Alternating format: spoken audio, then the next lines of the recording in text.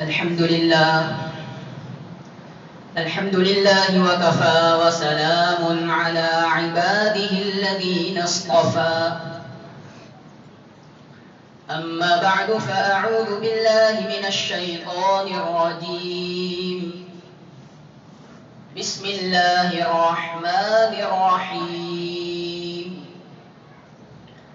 يا أيها الذين آمنوا لا تقدموا بين يدي الله ورسوله واتقوا الله إن الله سميع عليم صدق الله العظيم اللهم صل على سيدنا محمد وعلى آل سيدنا محمد وبارك وسلم. برادران اسلام، بزرگان عظام، پچھلی مرتبہ بھی سورۃ الحجرات کی ابتدائی آیات آپ کے سامنے تلاوت کی گئی تھی اور یہ سب باتیں آپ کے سامنے پیش کر دی گئی تھی کہ سورۃ الحجرات میں کس نوعیت کے احکام کا بیان ہے اور ابتدائی آیات میں کس نوعیت کے احکام ہیں اور ابتدائی آیات کا پس منظر اور اس کا بیک گراؤنڈ کیا تھا، یعنی کون سا واقعہ رونما ہوا تھا جس کے بعد یہ ابتدائی آیات نازل ہوئی تھی. یہ ساری باتیں آپ کے سامنے پیش کر دی گئی تھی. اب اور آگے بڑھتے ہیں. اس آیت کریمہ میں اللہ رب العزت نے جو حکم دیا ہے وہ حکم یہ ہے کہ اللہ اور اس کے رسول صلی اللہ علیہ وسلم سے آگے بڑھنے کی کوشش مت کرو. یا ایھا الذین آمنوا، اے وہ لوگ جو ایمان لائے، لا تقدموا، آگے بڑھنے کی کوشش مت کرو، بین یدی اللہ ورسولہ، اللہ رب العزت سے اور اللہ کے رسول صلی اللہ علیہ وسلم سے. واتقوا اللہ، اللہ کا تقوی اختیار کرو، اللہ سے ڈرو. ان اللہ سمیع علیم، بے شک اللہ رب العزت سننے والے ہیں، جاننے والے ہیں. یہ آیت کریمہ کا ترجمہ ہو گیا. اب یہ آیات جو ہیں وہ ایک خاص پس منظر میں نازل ہوئی تھی جو آپ جانتے ہیں. اسی خاص واقعے میں جو غلطی ہوئی تھی اس پر تنبیہ کرنے کے لیے، اس پر رہنمائی کرنے کے لیے یہ ابتدائی آیات نازل ہوئی تھی.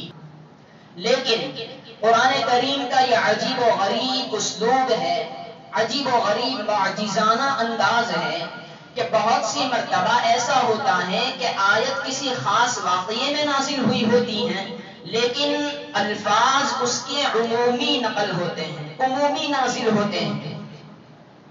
اسی واقعے میں خاص واقعے کے پس منظر میں آیت نازل ہوئی لیکن اس میں الفاظ جو ہیں وہ عمومی ہیں، عام چیزوں کو اپنے اندر شامل کر لینے والے ہیں. اس لیے کہ بات یہ تھی کہ قبیلہ بنی تمیم کے وفد میں امیر بنانے کے سلسلے کی بات تھی.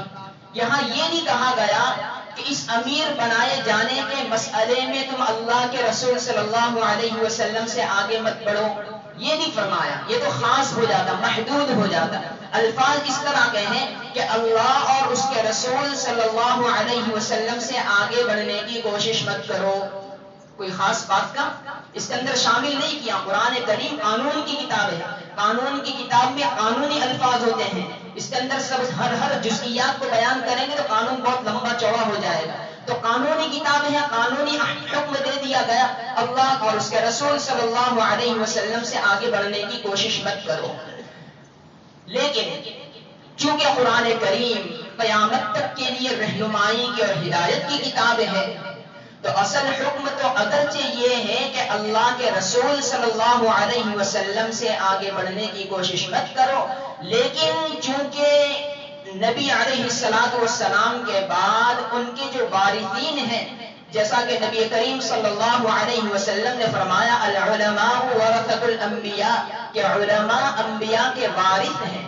تو اگرچہ آج ہمارے درمیان میں نبی کریم صلی اللہ علیہ وسلم کی ذات موجود نہیں ہے لیکن ان کے وارثین موجود ہیں، تو جو حکم نبی علیہ السلام سے متعلق نازل ہوا، جو ادب رسول اللہ صلی اللہ علیہ وسلم کے متعلق نازل ہوا، وہی ادب اور وہی حکم نبی علیہ السلام کے وارثین سے متعلق بھی ہے۔ چنانچہ مفسرین کرام علماء اعظام فرماتے ہیں کہ جتنے بھی علماء ہیں جو مقتدا کی حیثیت رکھتے ہیں، لوگ ان کی باتیں سنتے ہیں، لوگ ان کو مانتے ہیں، ان کے نقش قدم پر چلنے کی کوشش کرتے ہیں، جنہیں علماء ربانی اللہ والے کہا جاتا ہے، جن کی معاشرے میں حیثیت ہوتی ہے اقتدائیت کی، ایسے لوگوں کی مجلس میں بیٹھنے کا حکم اور ادب بھی یہ ہے کہ جب تک وہ صاحب مجلس کسی عنوان کو، کسی موضوع کو نہ چھیڑے، آپ اس سے پہلے اس موضوع پر بات نہیں کر سکتے۔ ہاں، اگر وہ سامنے سے سوال کرے کہ اس عنوان پر بولو، کیا رائے دیتے ہیں، کیا مشورہ دیتے ہیں، تو اب آپ آزادی کے ساتھ کھل کر رائے دے سکتے ہیں، لیکن مشورہ طلب کرنے سے پہلے، موضوع ٹاپک کو چھیڑنے سے پہلے آپ ابتداءً اس ٹاپک کو نہیں چھیڑ سکتے، ورنہ یہ مجلس کے ادب کے بھی خلاف ہے اور اس صاحب ابتدا، صاحب مجلس کی تعظیم اور تکریم کے بھی خلاف ہے۔ اسی وجہ سے جو احباب تبلیغی جماعت میں جڑتے ہیں وہ سنتے ہوں گے مشورے سے پہلے کوئی مشورہ نہیں اور مشورے کے بعد کوئی تذکرہ تبصرہ نہیں۔ تو مشورے سے پہلے کوئی مشورہ نہیں، وہ اسی حکم کی ترجمانی ہے کہ مشورہ مجلس میں ہوگا، اس صاحب مجلس کی مجلس سے پہلے کوئی مشورہ نہیں، ورنہ یہ صاحب مجلس کی تعظیم و تکریم کے خلاف ہے، اور یہ حکم اس آیت کریمہ سے بھی مستمد ہوتا ہے، تو گویا قرآنی حکم کی بھی خلاف ورزی ہوگی۔ بہرحال ایک حکم تو یہ ہوا، آج آپ کا وقت لوں گا، معاف کیجیے گا 5-10 منٹ۔ دوسرا حکم کیا ہوا؟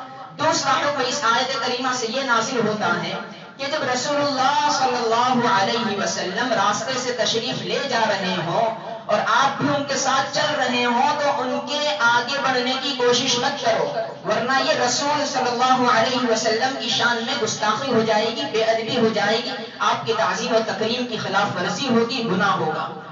اور آپ صلی اللہ علیہ وسلم آج دنیا میں نہیں ہے تو آپ کے وارثین سے متعلق یہ حکم ہے، اس لیے کہ الفاظ اس کے عموم کے ہیں، اور نبی علیہ السلام نے فرمایا العلماء ورثۃ الانبیاء۔ بہرحال جب حکم یہ دیا گیا کہ آپ کسی صاحب ابتداء عالم کے ساتھ چل رہے ہوں تو ان سے آگے نہ چلیں، بلکہ ان کے کم از کم ساتھ چلیں، یا ہے کہ کوئی بات چیت نہ کر رہے ہوں تو تھوڑا پیچھے ہٹ کر چلیں، یہ ادب کا تقاضا ہے۔ اس لیے اپنے استاد کے ساتھ یا کسی عالم کے ساتھ یا اپنے شیخ کے ساتھ چلنے کی اگر نوبت آ جائے، چاہے پیدل ہو چاہے گاڑی میں ہو، تو آگے نہ چلیں بلکہ ساتھ ساتھ چلیں، یا اس سے بھی اور ایک قدم آگے تھوڑا پیچھے ہٹ کر کے چلیں۔ لیکن اگر کوئی حکم دے دے کہ آپ آگے چلو ہم آپ کے پیچھے چل رہے ہیں تو یہ بات الگ ہے، جیسے مثال کے طور پر کبھی کبھی رہنمائی کے طور پر ہوتا ہے آپ آگے چلو راستہ دکھاؤ ہمیں وہاں جانا ہے، تو ایسی صورت میں آپ آگے چل سکتے ہیں۔ لیکن ہم بہت سی مرتبہ دیکھتے ہیں استقبال کے لیے لوگ نکلتے ہیں تو کیا کرتے ہیں، آگے آگے چلتے ہیں، تو آگے چلنا ادب کے خلاف ہے، پیچھے چلنا چاہیے۔ ہاں ایک فرد ہو ایک گاڑی ہو آگے چلے تو راستہ دکھلاتے ہیں، آگے جا سکتا ہے، لیکن دوسرے لوگ ان کے پیچھے چلے، یہ ادب کا تقاضا ہے۔ دو حکم ہوئے، کیا؟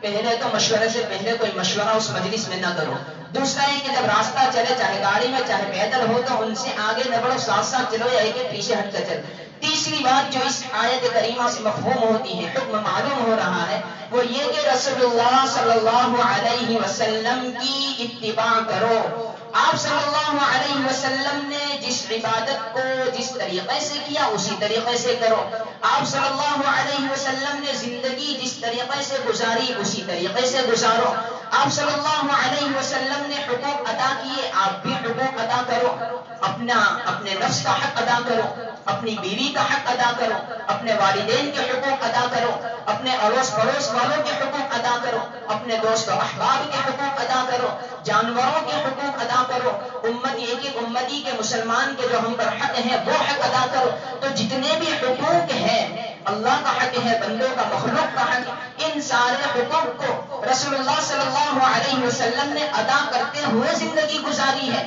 تو آپ بھی ان تمام حقوق کو ادا کرتے ہوئے زندگی گزارو، اس لیے کہ دین نام ہے اتباع سنت کا، رسول اللہ صلی اللہ علیہ وسلم کی پیروی کرنے کا نام ہی دین ہے۔ اگر ان سے آگے بڑھنے کی کوشش کریں گے تو وہ دین نہیں ہوگا، وہ جہالت ہوگی، وہ زندقہ ہوگا۔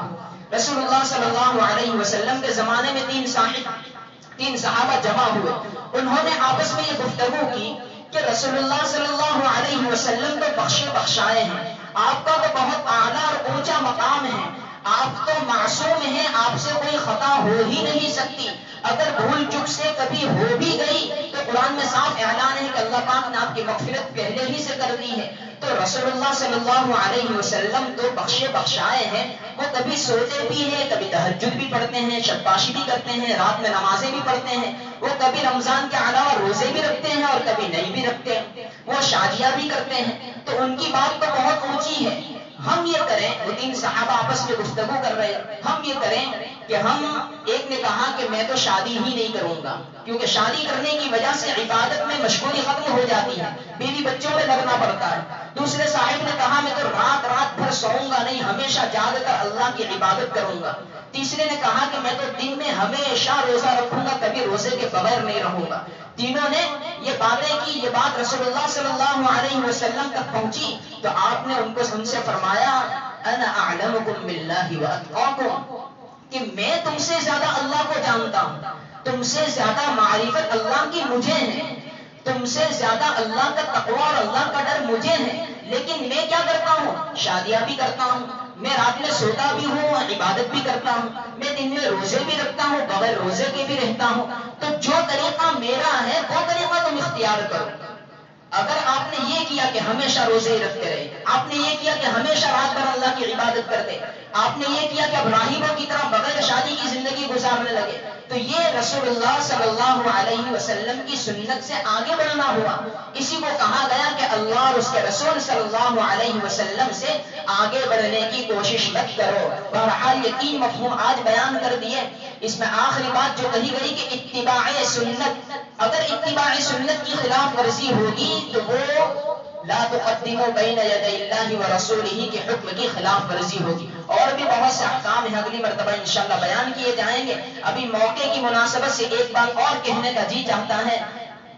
رسول اللہ صلی اللہ علیہ وسلم نے فرمایا الراشی والمرتشی کلاہما فی النار، رشوت دینے والا رشوت لینے والا دونوں جہنمی ہیں۔ ایک اور حدیث پاک میں ہے رسول اللہ صلی اللہ علیہ وسلم نے فرمایا کہ رشوت دینے والا رشوت لینے والا دونوں ملعون ہیں، ان پر اللہ کی لعنت ہے۔ ایک اور حدیث میں ہے رسول اللہ صلی اللہ علیہ وسلم نے فرمایا رشوت لینے والا رشوت دینے والا اور ان دونوں کے درمیان دلالی کرنے والا ملعون ہے، لعنت ہے ان پر۔ اب اس حکم کے پیش نظر آج کے ماحول کے حساب سے ہم اپنے آپ کو سمجھائیں کہ ایسا کون سا کام ہے جس کے اندر رشوت کی بو آتی ہے۔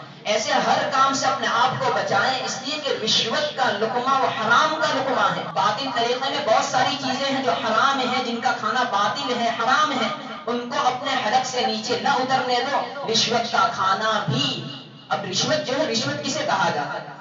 رشوت کہتے ہیں کہ اپنے کسی جائز یا ناجائز مقصد کو حاصل کرنے کے لیے، اپنے کسی جائز یا ناجائز مقصد کو حاصل کرنے کے لیے کسی ارباب اختیار کو کچھ پیشکش کرنا، یہ ویاخیا اور تعریف ہوئی رشوت۔ اب دیکھیں ارباب اختیار کون ہیں؟ یعنی جو کام کر سکتے ہیں، ادھیکاری جس کو کہتے ہیں۔ عام طور سے الیکشن کے بعد کیا ہوتا ہے کہ ہم کسی اپنے کام کو نکلوانے کے لیے رشوت دیتے ہیں ادھیکاری کو، ادھیکاری رشوت لینے والا ہوتا ہے۔ لیکن یہ الیکشن کے بعد کی حالت ہوتی ہے، الیکشن سے پہلے کیا حالت ہوتی ہے؟ ہم خود ادھیکاری بن جاتے ہیں، رشوت لینے والے بن جاتے ہیں، اور جو دینے والا ہوتا ہے وہ رشوت لینے والا ہو جاتا ہے۔ تو حساب الٹا سیدھا ہے، لیکن ہے دونوں معاملے میں رشوت ہی، اس لیے اپنے آپ کو رشوت سے بچائیں، حرام لقمے سے بچائیں۔ آپ یہ سوچیں کہ کیا اس رشوت کے کھانے کے بغیر میری زندگی نہیں گزر سکتی؟ اس حرام لقمے کے بغیر میری زندگی نہیں گزر سکتی؟ اگر نہیں گزر سکتی تو اب تک کیوں زندہ ہے؟ اگر گھر میں فاقہ ہے تو کیا کم سے کم 3 دن کا فاقہ اختیار نہیں کر سکتا؟ رسول اللہ صلی اللہ علیہ وسلم نے 3 دن تک ان کے گھروں میں کھانے کے فاقے ہوا کرتے تھے۔ فاقہ اللہ کا مہمان ہے تو اس نیت سے 3 دن فاقہ اختیار کر لو، ورنہ الحمدللہ ایسا تو کوئی نہیں ہوگا جو بغیر کھائے بھی ہمارے معاشرے میں بھوکا سوتا ہو۔ تو آپ یہ سمجھیں کہ اس کے بغیر بھی ہماری زندگی گزر جاتی ہے، اس کے بغیر بھی میں کوئی اچھے سے اچھا کھانا اپنی حلال کمائی سے کھا سکتا ہوں، لیکن محض مزے اڑانے کے لیے، محض لطف اٹھانے کے لیے، محض پارٹی کی نیت سے یہ کھانا کہاں تک حلال ہو سکتا ہے؟ یہ حرام کا لقمہ ہے، حرام سے اپنے آپ کو بچاؤ۔